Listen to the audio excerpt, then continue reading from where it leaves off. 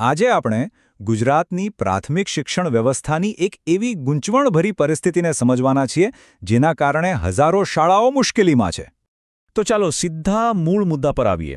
સવાલ એ છે કે ગુજરાતની 30,000થી પણ વધુ શાળાઓમાં આચાર્યની જગ્યાઓ કેમ ખાલી પડી છે? આવું કેમ બની રહ્યું છે? આ આખી કટોકટીનો જવાબ એક એવી સિસ્ટમમાં છુપાયેલો છે જે એક જ પદ માટે બે બિલકુલ અલગ રસ્તા બનાવે છે.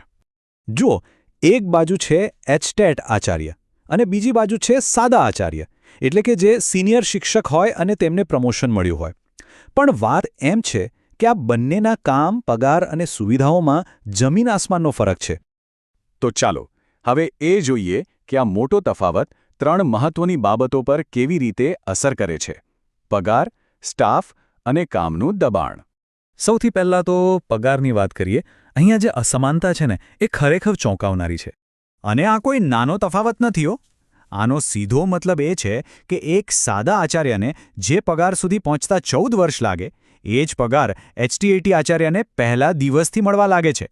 અને આટલી બધી વધારાની જવાબદારીઓ ઉપાડવા માટે સાદા આચાર્યને શું મળે છે? મહિને માત્ર 250 રૂપિયાનું ભથ્થું. અને માનવામાં નહીં આવે પણ આ રકમ છેલ્લા 18 વર્ષથી એટલી જ છે. પગાર પછી હવે વાત કરીએ સ્ટાફની, કારણ કે અહીંયા જે ભેદભાવ છે એનાથી આખી સ્કૂલનું વાતાવરણ જ બદલાઈ જાય છે. એટલે કે સીધી વાત છે, એક સ્કૂલને એક વધારાનો શિક્ષક મળે છે જ્યારે બીજી સ્કૂલમાંથી એક શિક્ષક ઓછો થઈ જાય છે. કેમ? કારણ કે સાદા આચાર્યએ ભણાવવાનું પણ છે અને વહીવટ પણ સંભાળવાનો છે. અને આ જ વાત આપણને લઈ જાય છે કામના દબાણ તરફ, જે બંને માટે સાવ અલગ છે. એટલે ભણાવવાનું તો ખરું જ, પણ એ સિવાય એક સાદા આચાર્યના માથે લગભગ 9 જુદા જુદા પ્રકારની વહીવટી જવાબદારીઓ હોય છે.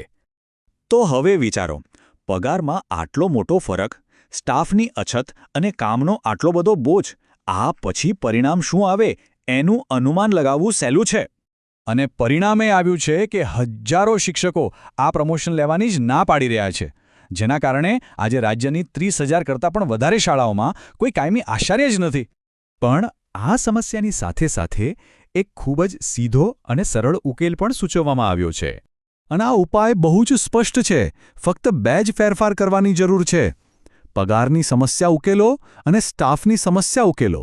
આ 2 મુખ્ય મુદ્દાઓ પર કામ કરવાથી મોટાભાગની મુશ્કેલીઓ દૂર થઈ શકે છે. તો આ આખી વાતનો સાર એ છે કે આટલી મોટી દેખાતી સમસ્યાનો ઉકેલ ખરેખર તો ઘણો સરળ અને શક્ય છે. આમાંથી એક વાત તો સ્પષ્ટ થાય છે: જ્યારે કોઈ પદને એનું યોગ્ય સન્માન અને વળતર આપવામાં આવે ત્યારે લોકો એ જવાબદારી લેવા માટે ચોક્કસ આગળ આવે છે.